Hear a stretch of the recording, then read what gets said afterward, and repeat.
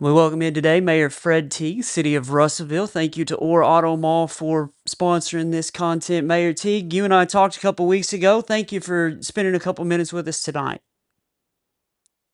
Yeah, how's everything going well, Mark? Yeah, it's going well, going well. It was interesting to see yesterday. The news broke a little bit about something you and I talked about, a little off camera, a little on camera last time we visited, and it was about things that the city was working on as far as local businesses coming or new businesses coming to town here locally.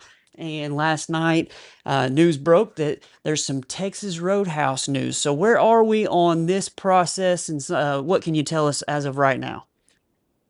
Okay, there's a little bit of confusion. So, Texas Roadhouse is looking to come to Russellville.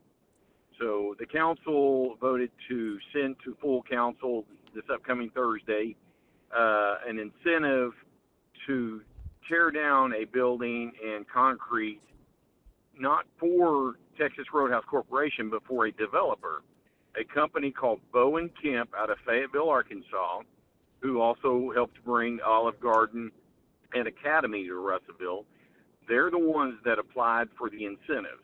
What they're going to be doing is they're going to purchase property here that has an empty building on it. They want the city to pay a local contractor, Kirby Specialties, to tear that building down, take the concrete off. Then they will build a building, and then they will lease that building to Texas Roadhouse. And so it's kind of there's some confusion. Yes, Texas Roadhouse is in there. The incentive is not going to actually Texas Roadhouse itself. It's going to a builder who is building a building, going to in turn lease it to a tenant that happens to be Texas Roadhouse.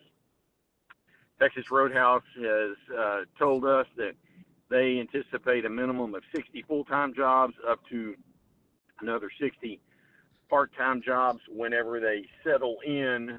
There'll be higher numbers at the very beginning, but that number will settle in. Their estimated minimal revenue in as far as that they're going to visits that they estimate they'll do in this market is $8 million a year, and that's going to be just shy of about maybe somewhere around $160,000 of revenue into the city of Russellville off of this entity. Okay, so correct me if I'm wrong here because I feel like there was a distinction there that was made that's important to understand because it's not that Texas Roadhouse is getting something that nobody else can necessarily get. It's um, an entity that's bringing in business to the city that's asking for this incentive, and it sounds as though not only they brought business before, but there's potential for maybe more later. Is that an incentive or a possibility as to why you guys would Yes, would work with them? yes. Now this money is from a sales tax fund that was collected in 2003. So this money is money that's been sitting for almost 20 years now. So the current taxpayer is not paying any money towards this. This is money that was collected in 2003, and it was specifically collected for the purpose of job creation. So that's where this happens to fall in play. This company is building a building that's going to in turn bring in a tenant that's going to create jobs. Any local business is welcome to bring something to the council if you've got an idea and you want to bring in a new business that's going to create jobs. It's not something that someone's getting favoritism or anything. That's just the ability that someone could bring. This could have been a local builder had they made that deal with the tenant who happens to be Texas Roadhouse.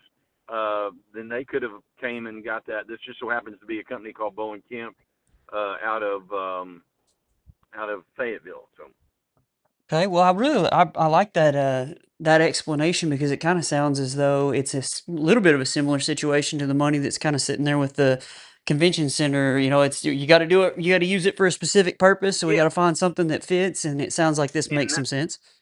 that's a great thing because, like I say, we can't use that money for anything else. We can't use it to buy a fire truck. We can't use it to pave a road. We can't use it to buy playground equipment. It has to be used towards job creation. And so, at the end of the day, I've got 20, the council has money that's been sitting there for 20 years. A company says, hey, if you tear this building down, I think I can make the numbers work.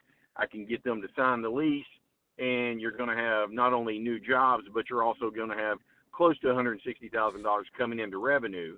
And one of the great things about that revenue is we know, as far as restaurants and sales tax, over 40%, close to 45 to 50% of that money comes from people who do not live in Russellville. Yeah.